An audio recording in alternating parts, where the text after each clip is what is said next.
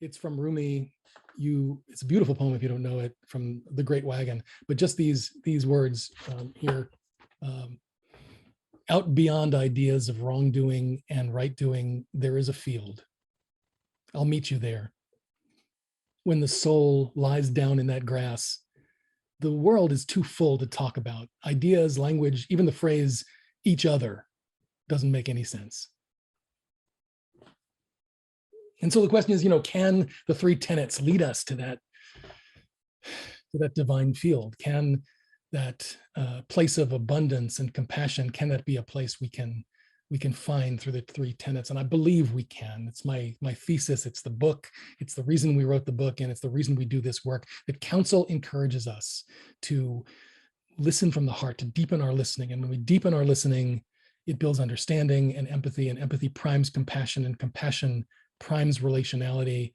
Relationality and relationships make cooperation and cohesion possible, and cooperative and cohesive communities flourish.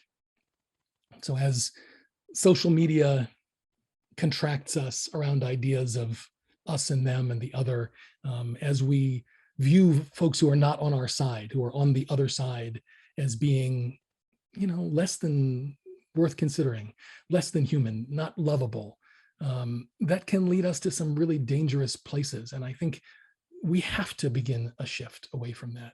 We have to watch the contraction, and we have to really practice down regulating. We have to practice opening our hearts and listening more deeply. Compassion, as we understand it, it's sometimes confused with sympathy or empathy. It is neither of those things, though it includes aspects of both. Compassion begins when we allow ourselves to really hear and attune to suffering, that of others and that of ourselves. And hearing and perceiving this anguish, we're moved to do something about it. What takes compassion beyond sympathy or empathy is that it includes action that is considered skillful and beneficial. Counsel is a foundational practice that builds our capacity to perceive the experience of others and invites us to pay attention. When we listen differently, when we listen from the heart to somebody's story without judging, we create the conditions for compassion to arise. The book's an invitation to build the muscle of compassion through exercises and practices that enhance our capacity to listen from the heart, and in doing so, to take care of ourselves and those around us. I think we can begin. And I think compassion begins when we allow ourselves to listen in this way, to settle into our practice and to open our hearts. And there's nothing more important. And I guess the last piece, before I turn it back over to Jeff, I want to just read you. Mirabai Bush is this wonderful person I'm sure many of you are familiar with.